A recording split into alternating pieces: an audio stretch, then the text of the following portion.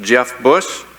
Kind of interesting background. I'm excited to hear Jeff. Very dynamic and insightful speaker. Has a unique ability to translate communicated financial information coming out of Washington, D.C. in growth strategies, and maybe just translating information coming out of Washington, D.C. right now. He is a colleague of Andy Friedman and integral part of the Washington Update, a nonpartisan experts on all things Washington, D.C. So help me join Jeff Bush. Welcome. Thank you, I appreciate it. All right, well that darn wheel had just as much difficulty getting rid of my books that I've had. So,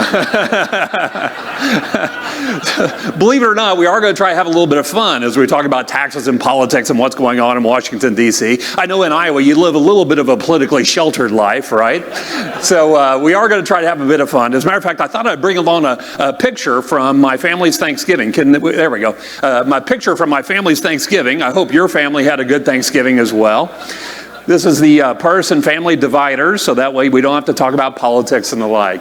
I found that somewhere from The Advocate. I thought it was pretty funny. But when I thought about this audience, I said, you know, I really ought to come up with a metaphor, or a picture, if you will, for how politics has felt over the last 36 months. And I came across this picture of this road sign. And I thought, that's absolutely perfect. That's exactly how politics has felt, right?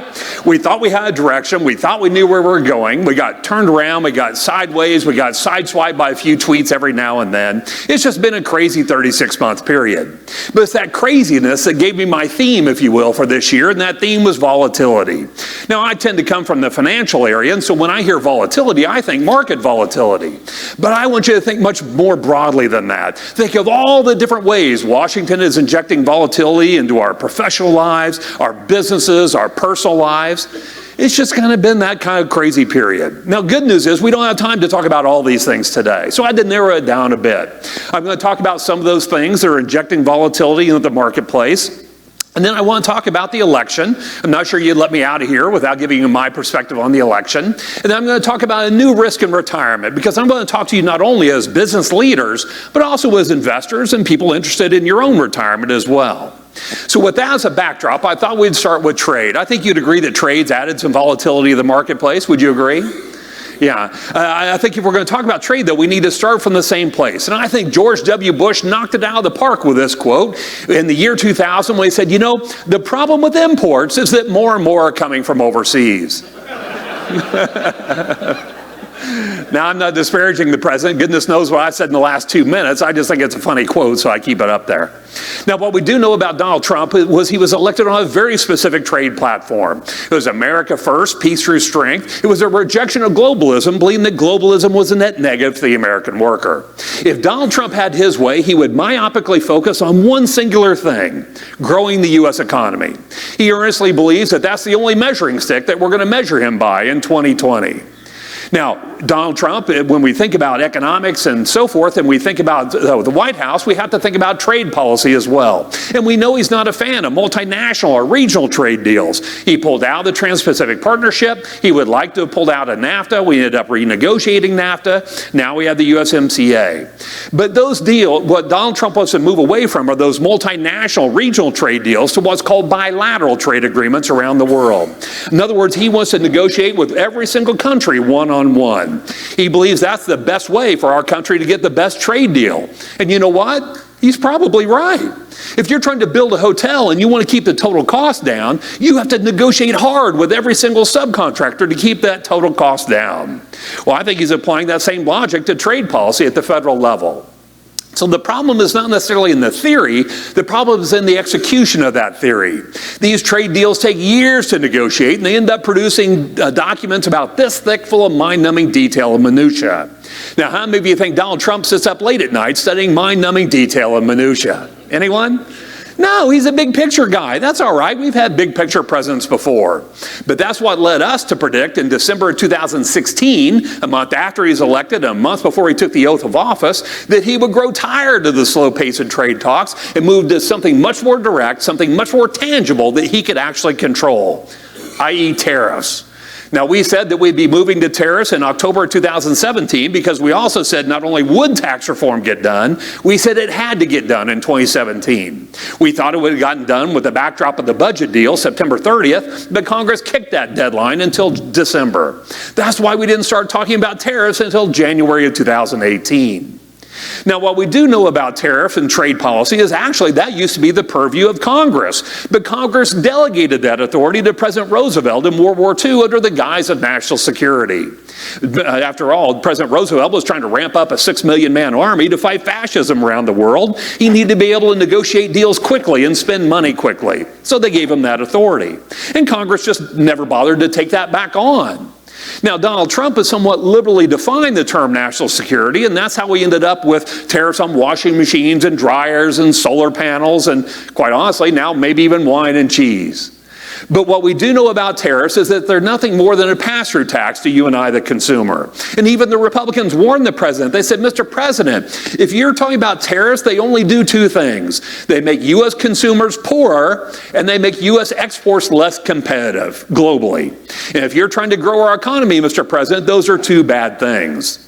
Now, Donald Trump has been famously running around and saying, well, hold on a second. Americans aren't paying those tariffs. The Chinese are paying those tariffs. So it's no big deal. Well, that's not really being borne out in the data. And can I ask the camera just to stay on the slides, because I move through them pretty quickly and you'll get behind. So what we do know is that Donald Trump says that that we're not paying the tariffs, China is. Well, that's not being borne out in the data. If you look at the data, this shows the non-tariffed goods in blue and tariffed goods in gold. The moment we start talking about tariffs, we start seeing increases in those prices, right? Now, what is true is we're not really feeling that in our wallet. And the reason why is these gold items that are being tariffed today are middle market goods and raw material goods. So by the time it reaches you and I as a consumer, it's been bled out across the broader economy. But ladies and gentlemen, that could be about to change. We know that Ford and GM said that the metal tariffs cost them each about $1 billion a year. Interestingly, in the Ford statement, they said $1 billion that they have yet to be able to pass on to you and I, the consumer. We know that whole big trade phase one deal kind of fell apart in October. It's still being discussed. But originally, the phase one trade deal, quite honestly, was just a détente. Is the United States economy saying to the Chinese economy, let's stop hurting one another, and we'll figure out the rest later.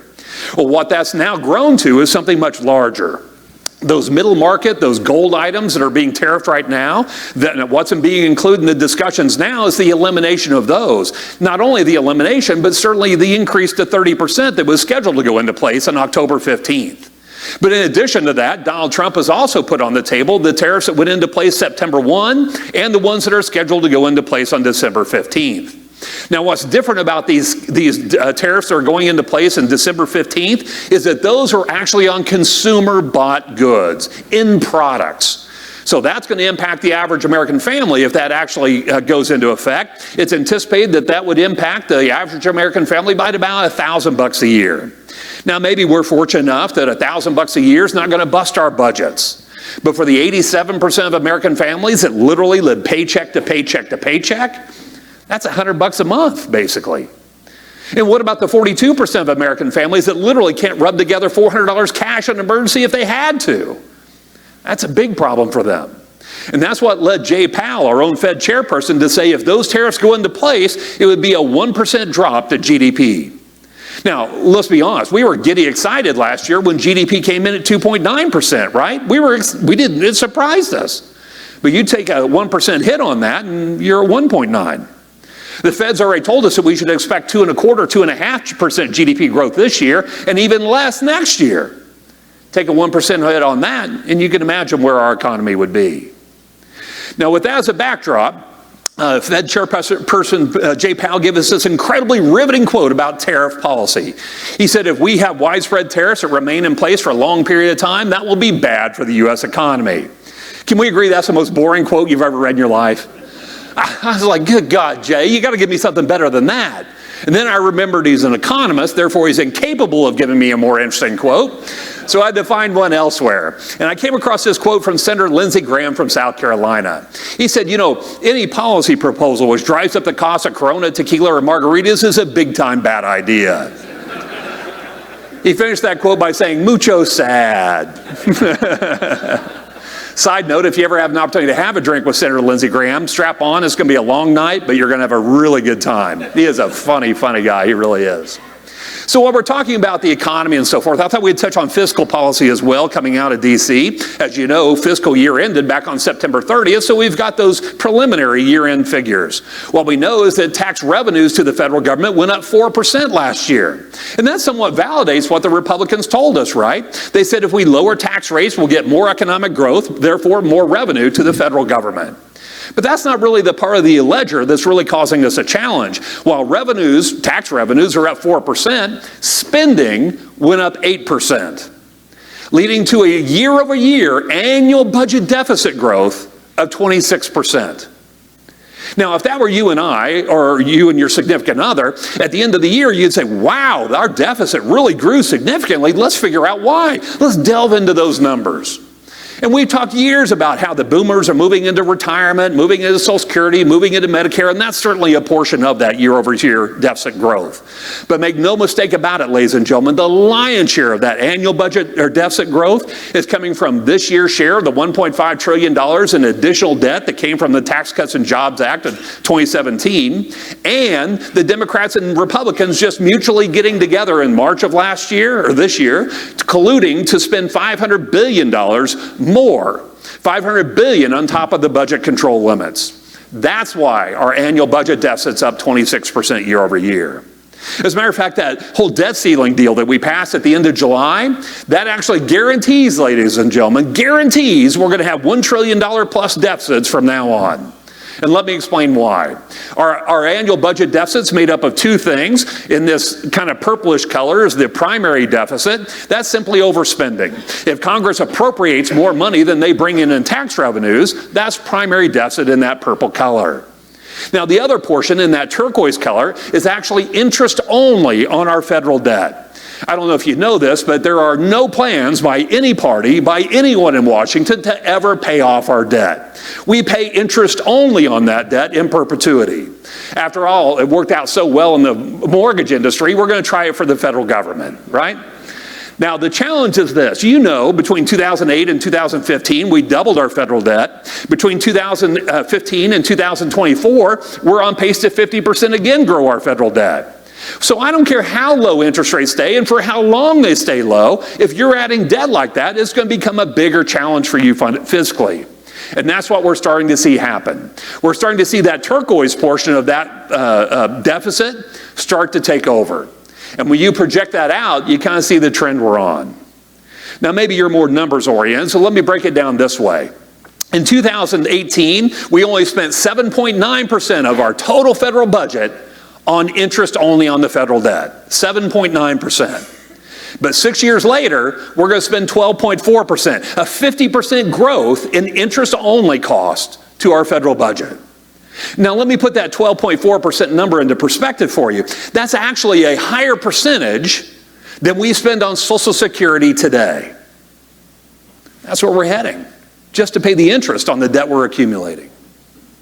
And I think that's a challenge. Now, we're still enjoying the benefits of lower taxes and lower regulation, but we're also building a lot more risk, I would say, in the overall broader economy. I listed 8 or 10 things here that are agitating the economy, but you could probably add at least 10 more just from your own industry, I'm quite certain. So bottom line is we are still enjoying this growth. We anticipate this growth to continue. I kind of call this a 2-year perpetual recession cycle. It seems like every month we don't have a recession. That 2-year recession mark is pushed out 1 month. And that trend keeps happening at this point. So we don't see a recession anytime soon, but that's certainly what we're looking at, the fiscal policy.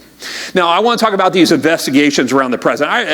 Again, I'm going to give you a quote from Senator Lindsey Graham. He said, I don't think Trump colluded with the Russians. Heck, I don't think he even colludes with his own staff. And I think he would agree, being his own best spokesperson, right? Now, I don't care if you're Democrat or Republican, I really don't. But I think you'd agree the Trump administration has given the Democrats a lot of things to investigate if they chose to do so. And I don't know if you've noticed this, but since they took over the majority of the House of Representatives after the 2018 election, those Democrats are pretty darn excited about investigating the president. Have you noticed that? Yeah. So I think there are two areas that I would watch as significant concerns to the Trump administration. One is around the tax returns and financial documents. We know the Democrats are desperately trying to get in touch or get a hold of the Trump administration's, or excuse me, the Trump family's tax returns and financial documents. They've gotten some pretty challenging rulings in the courts, and bottom line, it's now at the Supreme Court level. The Supreme Court will be deciding whether Congress has a right to see the president's tax returns. Now, if you think there might be something a little fishy inside the Trump administration tax returns or financial documents, obviously that could be a challenge for him in the 2020 race. The other concern, obviously, is around impeachment. That's obviously been a big topic this week. I'm not going to bore you with the process. If you've watched the news more than 5 minutes, you understand that it's a two-step process. We have the House of Representatives that can bring the president up on articles of impeachment, and that's what Nancy Pelosi called for today. And should they pass that with a simple majority, it goes to the Senate. And it goes to the Senate for the trial portion of that impeachment process, where it requires a 2/3 majority to actually remove the president from office. So that's 67 votes in the United States Senate. Democrats only control 47 seats. So assuming all the Democrats vote for it, they still have to find 20 Republicans to vote to remove the president. So we just really see no scenario, based on what we know today, that that's even likely. Not even quite possible, I would say. But there are some things I want to make you aware of. One of those things are called witness climbing. It's not a legal term, it's a term I made up. And let me explain. You remember the whole whistleblower thing about 2-3 months ago, right? Big deal, whistleblower came out. Well, we don't hear as much about the whistleblower now, and the reason why is the whistleblower did their job. They said, hey, Congress, I smell a little smoke over here, and if you want to look into it, you ought to talk to this person and that person. And so what did Congress do? They went and talked to those two people. And what did those two people do? They identified a few other people. And those people identified some additional people. And so what that witness climbing process is all about is trying to get closer and closer to the president.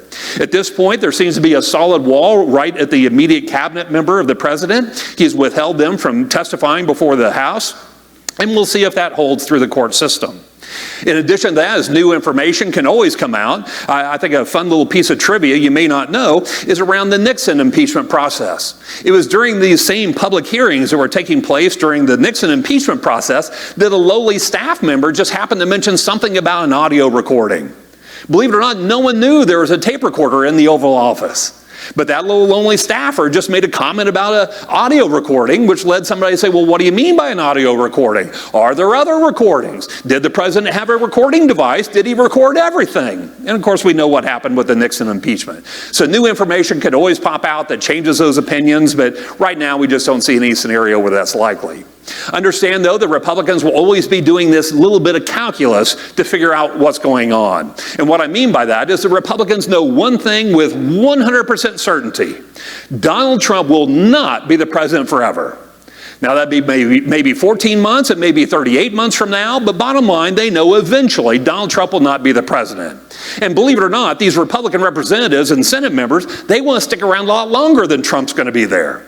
So they're always going to be doing that balance to figure out, do we support the president or do we not? Do we play a short game or a long game, if you will? Now, what we've seen very clearly from the Republicans thus far is they are in lockstep behind the president. We are not seeing any cracks at this point that would give us any reason to anticipate that the president would actually be removed from office. Now, I do want to kind of move on, just out of interest of time. Want to talk about some legislative and some sector issues. Now, the number one issue for voters in 2018 was health care. Imagine health care is a big issue within your organizations, right? So let's talk about that real quickly. Now, I am going to share with you 3 axioms of the United States political system today. If you understand these 3 axioms, you can diagnose about anything that's happening in Washington, D.C. Here's axiom number 1. By definition, ladies and gentlemen, the two parties must always remain in balance. If one party moves to the extreme of their platform, I guarantee you the other party will move to the extreme of theirs. At some point, one party is going to say, you know what, if we just pitch a bigger tent, in other words, moderate our position and come back to the center, we could win every election across the country, we'll own all the power. What happens the day after this party moderates? The other party will moderate as well. It's just the way our two-party political system works. Now, how that relates to health care is that Donald Trump guaranteed health care will be the #1 issue for voters in 2020. He guaranteed it by saying that the Republicans are the party of health care. Be darned the fact they haven't shown us a plan, not the point. Donald Trump says they're their party of health care. Now, why this relates to that balancing system? Democrats believe that Republicans are way out here on their platform around health care, trying to get rid of the Affordable Care Act, not really supporting pre-existing conditions, block granting Medicaid. All of those things are out here in the minds of the Democrats. So it's no wonder the Democrats have reacted by moving way out here, talking about things like Medicare for all, right? It's pretty obvious. And now, I do want to talk about this real quickly. Would anyone say that Medicare is a completely comprehensive medical solution?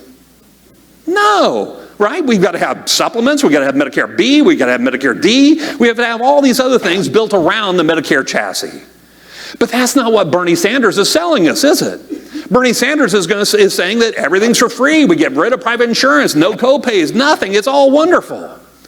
So it's a little bit of a marketing ploy. They're calling it Medicare for all, but it's not really Medicare, is it? It's much more akin to Medicaid for all. Now, the reason they call it Medicare is that Medicare polls very positively. Medicaid polls very poorly. But let's just have truth in what we're actually selling, right? So it's more like Medicaid for all, but that's a side note.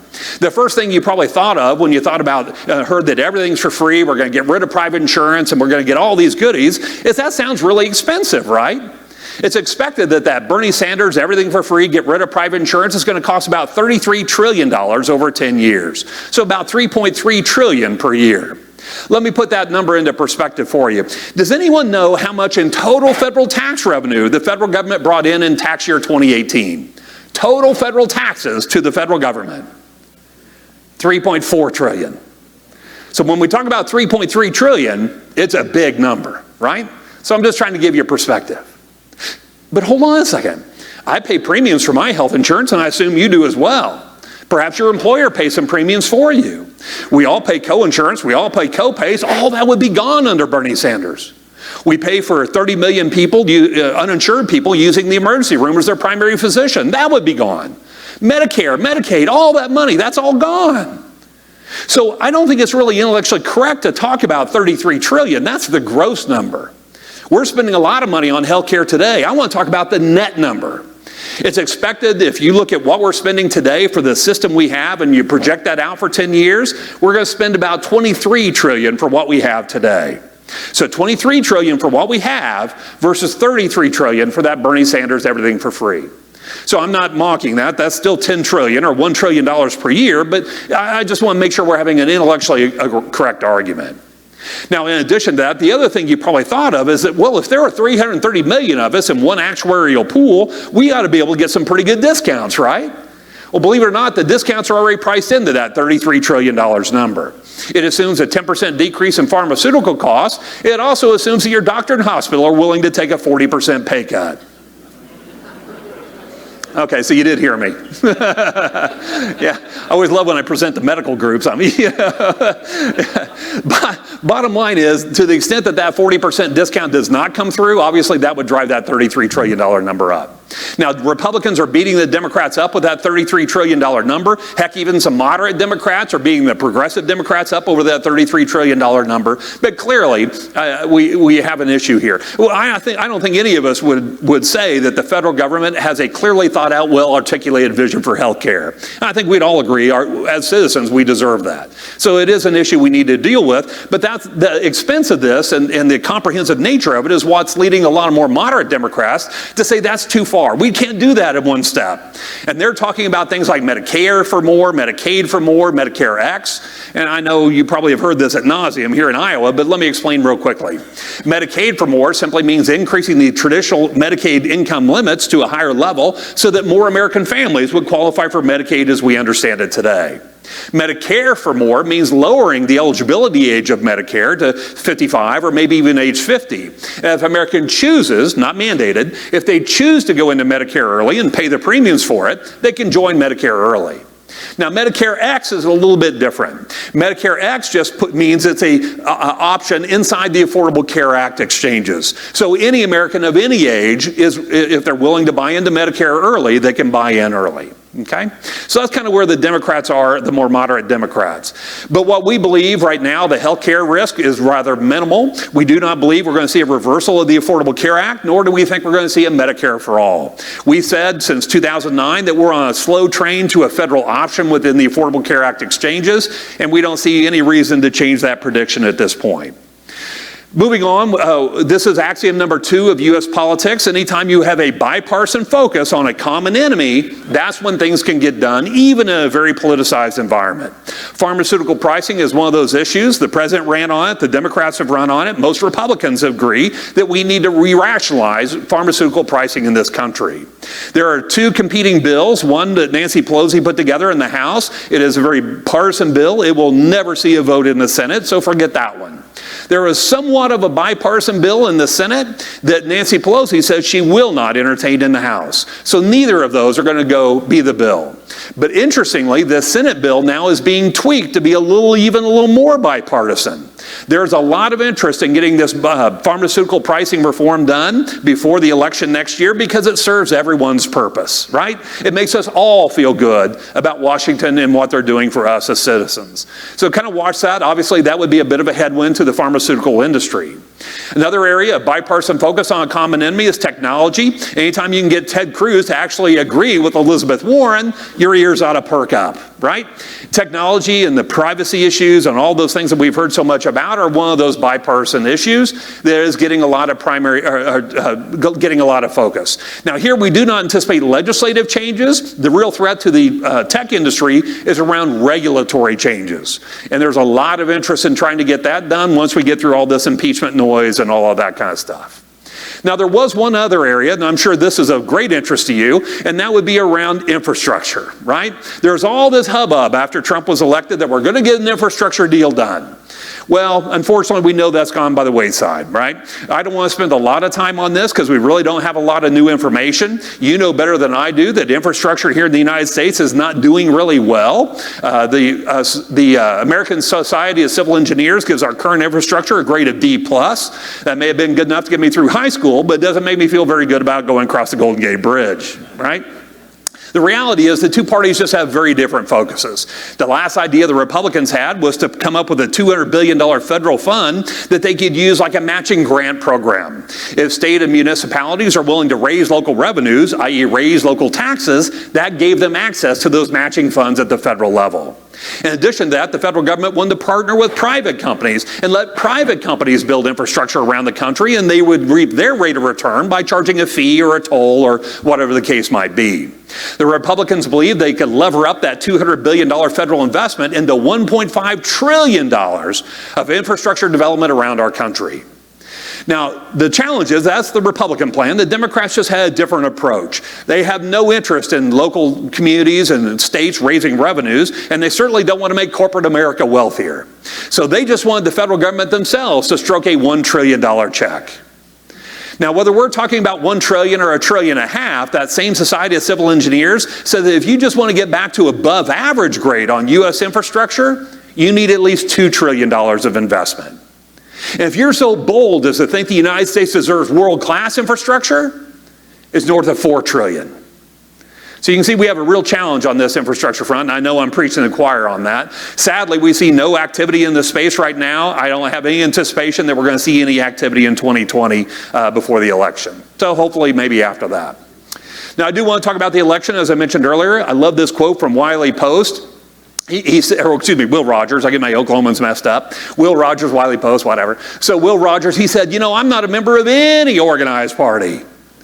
I'm a Democrat. And I think that's a great quote for where the Democrats are this year. Wouldn't you agree?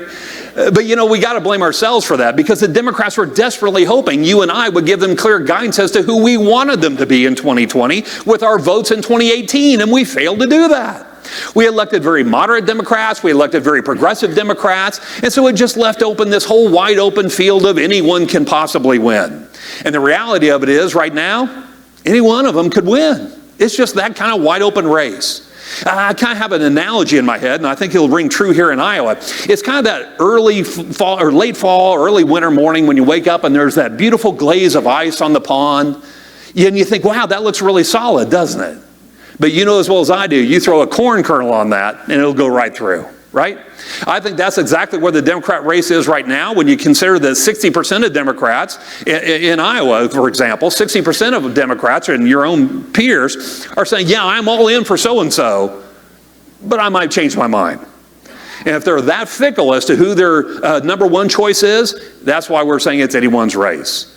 Now, I would humbly put forward to you that anyone who is predicting the winner of 2020 today is kind of doing themselves a disservice, to put it nicely. Because I think you would agree, there are just so many variables this time. Is Donald Trump impeached? Is he not? Who is he running against, Elizabeth Warren? Or is he running against a Joe Biden type of middle-of-the-road Democrat? Those are two completely different races. So I think anyone predicting today is kind of really doing a fool's errand on that. But I will tell you, we are going to delve into this a little bit, and it really delves into this idea of this crevasse within the Democratic Party. I told you we're going to have three axioms of U.S. politics. The two parties must always remain in balance is one. The second one being that if you have a bipartisan focus on a common enemy, that can get done even in a politicized environment.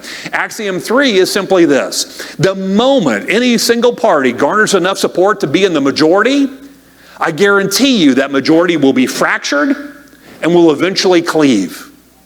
Our political system is a process of creative destruction. And it's just the Democrats' turn. It was only about 5 years ago, remember, when the Republicans went through this same process, right? So it's completely normal. It's just the Democrats' turn. But what's a little unique this time is that progressive Democrats think that uniquely 2020 is a year with Donald Trump being the incumbent president and where the country is and the demographic changes in our country. This is the year to make fundamental changes as to the role of the federal government in our lives. Now, the more moderate Democrats, and quite honestly the majority of Democrats, they just want to beat Donald Trump. They could care less who the candidate is. They just want to make sure Donald Trump's a one-term president. So that's being played out in this primary process, and oftentimes that's when we start looking towards things like a brokered convention, and there's a lot of talk about a brokered convention. You're probably getting a lot of that here in Iowa, where the Democrats go into their convention in July of next year, and there's no single candidate that has enough delegates to claim the nomination. Well, I still think it's unlikely, but certainly the rule changes the Democrats made in 2016 certainly make it more likely than it has in the past. And some of those rule changes are up here. So if they do go into a brokered convention, it's going to be a lot of fun to watch. It will be actually some really interesting political drama next summer. But I do want to move on from the nomination process to the general election. Would you all agree that the industry of polling really got beat up after 2016? Right? We beat the tar out of that industry, didn't we? And you know what? Shame on us, because really it was our own fault. We stupidly thought a national poll was there to tell us who was going to win the election. But that's not all a national poll does. If they're lobbing calls into California to find Trump supporters, who cares? Who cares how much Trump support he has in California? He's never going to win California. Understand, national polls only do two things. They influence perception and they perpetuate momentum. If you understand that that is the purpose of national polls, you'll be able to sleep better at night. You really will. Now, the polls you do want to pay attention to are the state-based polls, specifically the states that matter. And we've heard a lot about the Rust Belt states of Pennsylvania, Michigan, and Wisconsin. Totally agree. But I want to add a fourth to your thinking. I don't know why this state's not getting nearly as much play this year, and that's Florida. Now, why do I want to focus on these? Is that all four of those states were won by the Republicans by less than 1% of the vote. So it's not unimaginable that any of those states could change hands. And you understand that Florida is a really big electoral state, right? So once we get to that point where we know California is going to go Democrat, we know Texas is going to go Republican, when we get down to the states that actually matter, the party that loses Florida mathematically has to win Pennsylvania, Michigan, and Wisconsin, or they cannot win the White House.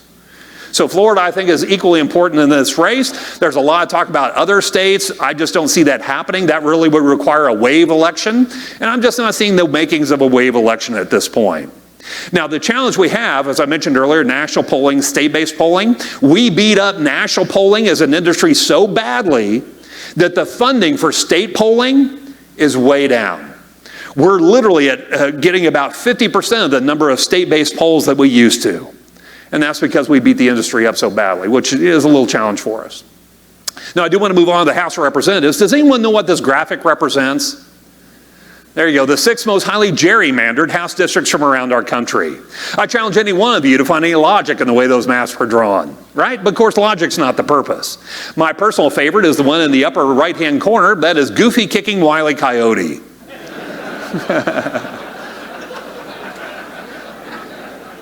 Correct me if I'm wrong, they did that on purpose, right?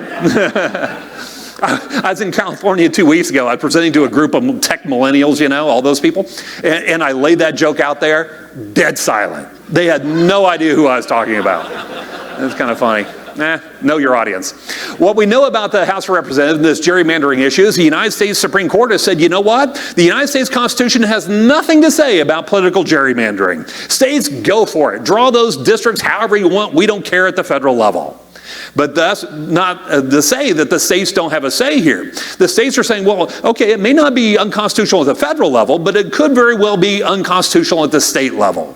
So now we see the states taking over that role and redrawing those maps, some of them to go into effect in 2020. For example, North Carolina just finished their map, actually giving Democrats a positive 2 count out of North Carolina.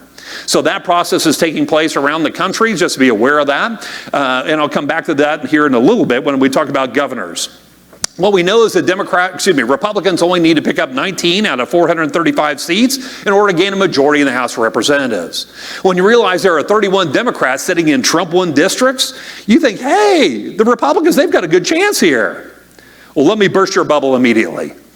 Of those 435 House seats that we're going to elect in November of next year, literally out of the 435, 23 of them are considered competitive. Only 23% or 23 of the House seats are actually in play, and that is a direct effect of gerrymandering. So at this point, while we do anticipate a close election, we think the Democrats will lose seats, but not lose the majority of the House. So let's turn our attention to the Senate real quickly. It's important to understand why Senate control matters. If you're in the opposition party of the White House, the reason you want to control the Senate is you can stop cold any presidential legislative agenda. Right there at the desk of the Senate president, you can stop it cold. If you're in the same party as the White House, the reason you want to have at least simple majority within the Senate boiled down to cabinet nominees and federal judges. What you may not know is Donald Trump and the Mitch McConnell Senate will be placing about 180 federal judges by the time they finish their first term. 180 federal judges appointed by the Trump administration. Ladies and gentlemen, that is more than 25% of the entire federal judiciary. So they've made a lot of progress on that front. They've done it quietly, but they've done it consistently, and they've really built out that portion of their platform, and they continue down that road. We know the math is quite simple for the Democrats. If they win the White House, they need to pick up 3 seats. If they don't win the White House, they have to win 4. And you know, we elect about 1/3 of the Senate every 2 years. Well, uniquely in this class, we have 35 states having a Senate election. And out of those 35 states, we really see 4 that are somewhat in play. And we look at those 4, really at this moment, if the election were today, we only see 1 changing hands, and that would be Alabama. If you remember back in the special election of 2017, the Alabamans nominated a Republican by the name of Judge Roy Moore. Remember that name? We could say a flawed candidate at best. Well, Judge Roy Moore, while he's running again, we're assuming the Alabama Republicans are smart enough not to nominate him, and so we think the Republicans will win Alabama. Well, that changes the math dramatically for the Democrats. Now they need to pick up a net 4 seats if they get the White House and 5 if they don't. And we just see no map in the Senate that makes that happen. That really would be a wave election, and we just don't think it is a wave election, so we think the Republicans will keep control of the Senate. Now, I alluded to this earlier. There is one other race that we're watching, and that's the gubernatorial elections. You notice between 2016 and 2018, there was a distinct trend in Republicans losing governor mansions around the country. So the question in 2020 is, does that trend continue, or are the Republicans able to reverse that trend?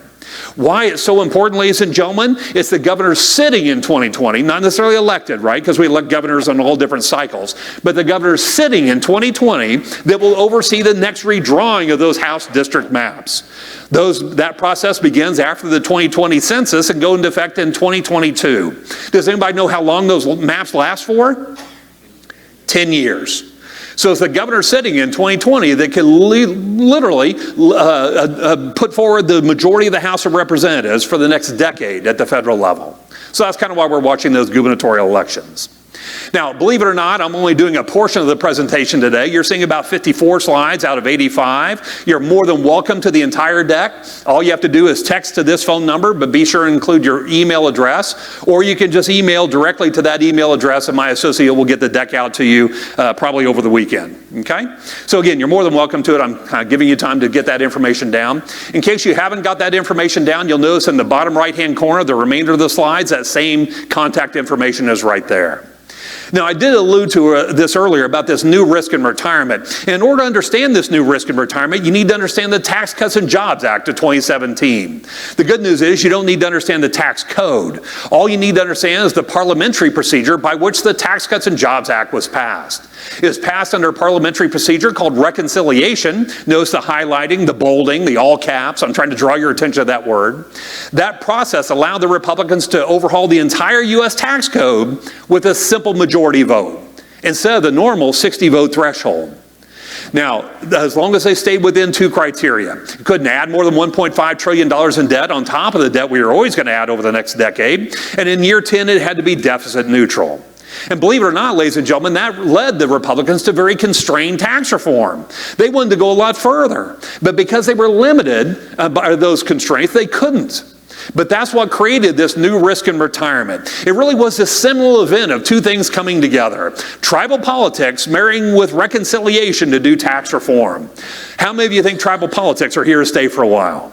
Right? Probably so. Well, that breaking of that rule and using reconciliation to do tax reform creates this new risk in retirement. And that new risk is tax volatility. Now, you're familiar with longevity risk, right? Living too long, withdrawal risk, taking too big of withdrawals, interest rate risk, all those things in retirement. But you also need to factor in tax volatility. Now, think of it this way. Is it possible, not probable, not what you think is going to happen, is it possible Democrats could win the White House after 2020? Probably so. Could you think they'll keep the House? Yeah, I think so. Well, if they win the White House and they do well in the House of Representatives, is it possible that they could pick up a net 3 seats in the Senate? Unlikely, but possible. Ladies and gentlemen, at that moment, the Democrats would have every vote they need to completely overhaul the tax code once again. Now, we're talking about temporary tax code changes from 2017 going to 2025. No, I'm telling you, we got a brand new tax code as early as tax year 2021. Now, have they been prescriptive in the direction they want to take our taxes? Absolutely they have. Now, I'm not going to go through these things in detail because quite honestly, I don't think any one of those things is likely to happen. It'll be a combination of a lot of those things if the Democrats have that opportunity. But what I put up there is to point out very clearly that the Democrats do want to raise taxes on high income and corporate America and high net worth people.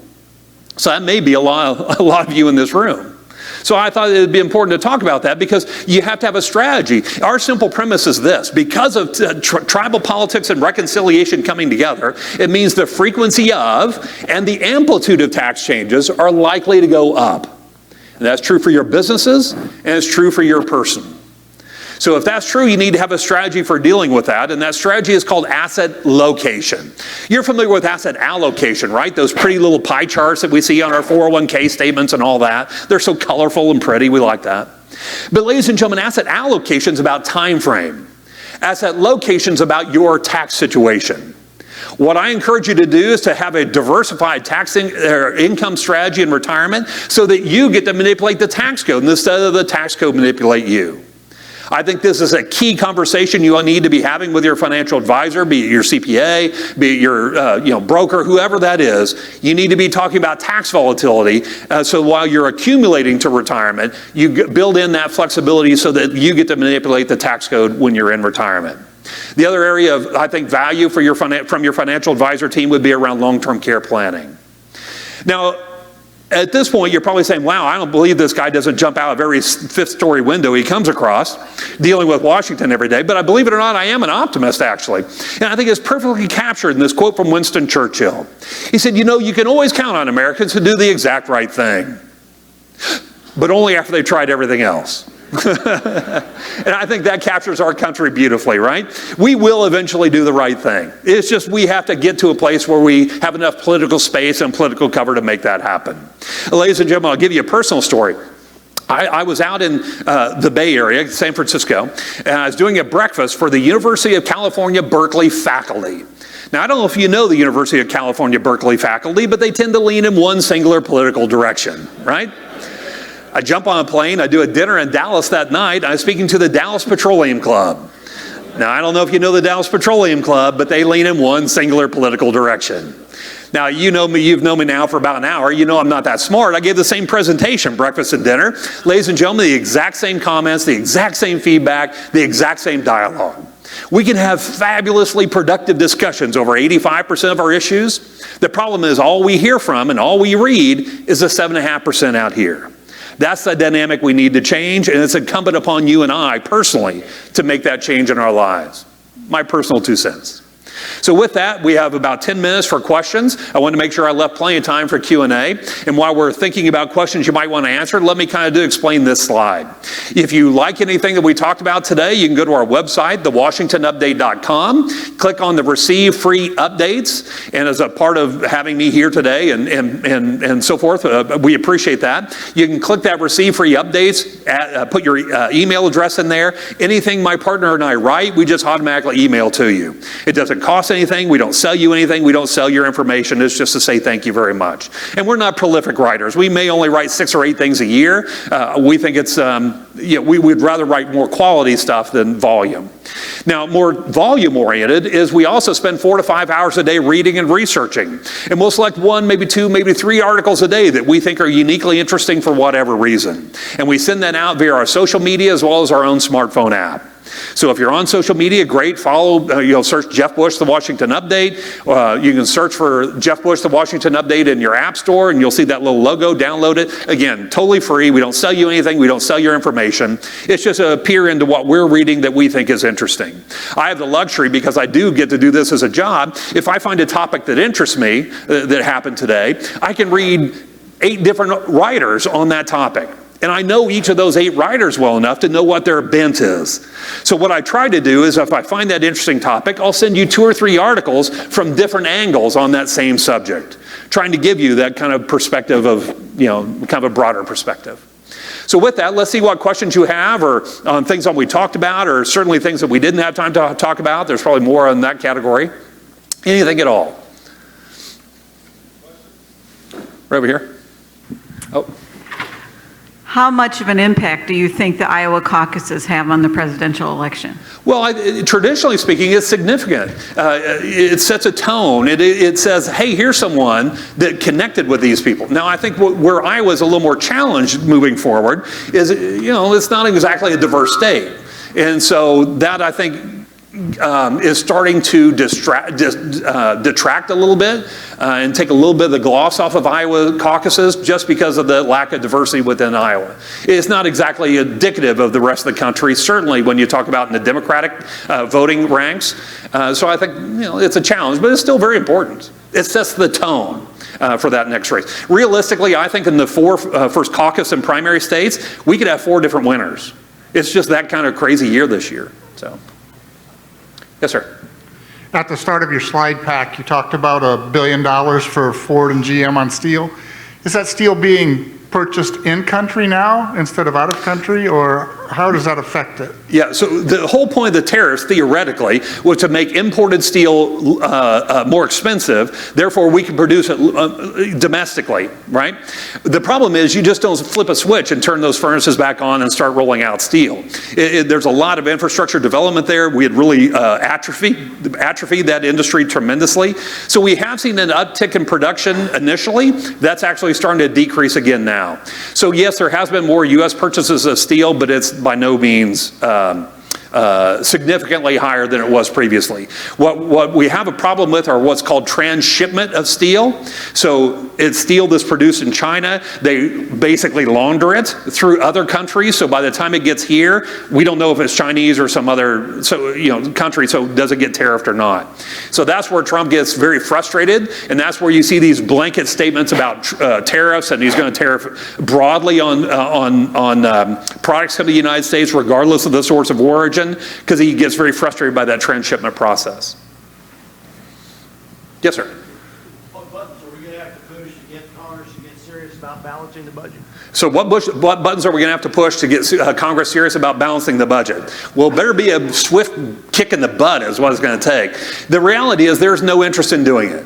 You know, Newt Gingrich talked about it, and they certainly did it back in the 90s, but that we were in a much different fiscal situation than we are today.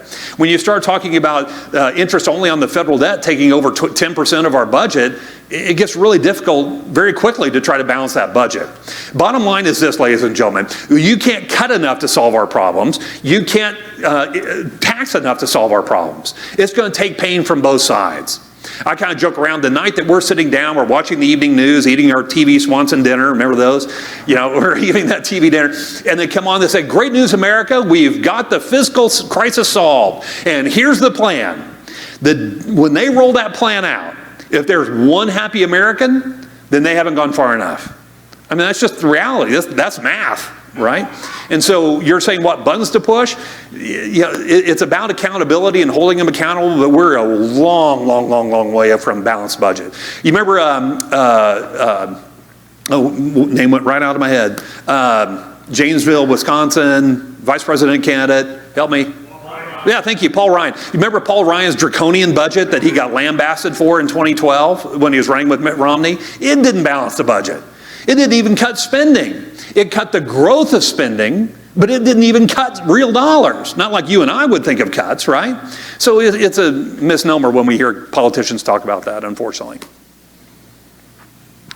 The plan is while we're waiting. The plan that would actually get us towards that is called the penny plan. Remember Tim Pawlenty running for president? He actually did have a plan to bring us into it, which is literally cut 1% per year for 7 years.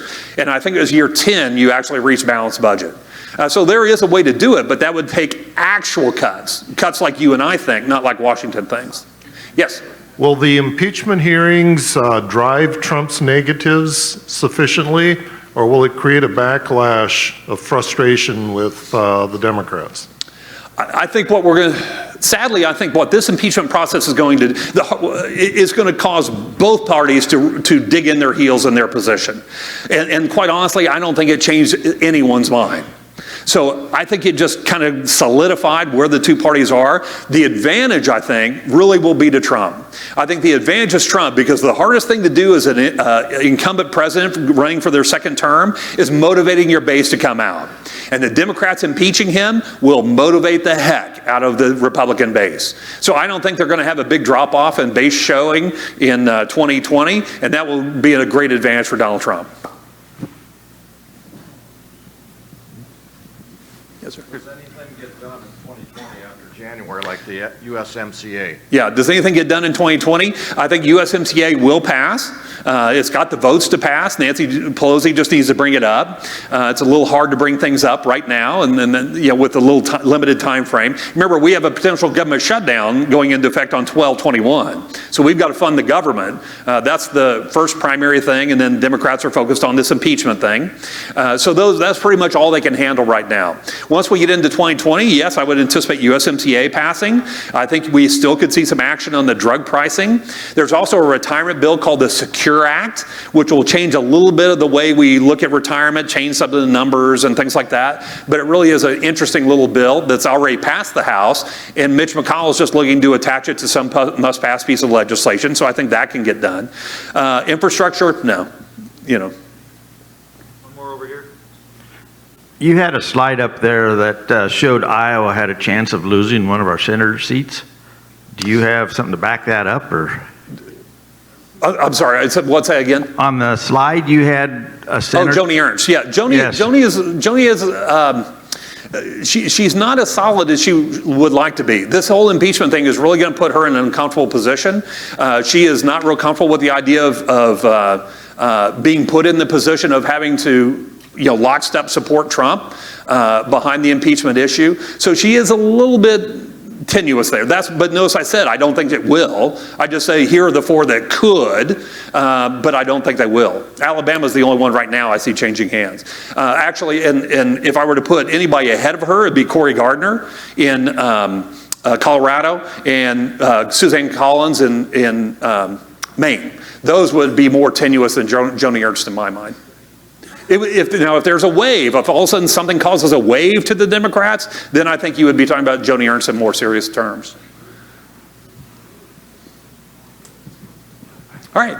Well, thank you very much. I appreciate your time today. I hope you have a great rest of your meeting. Thank you very much.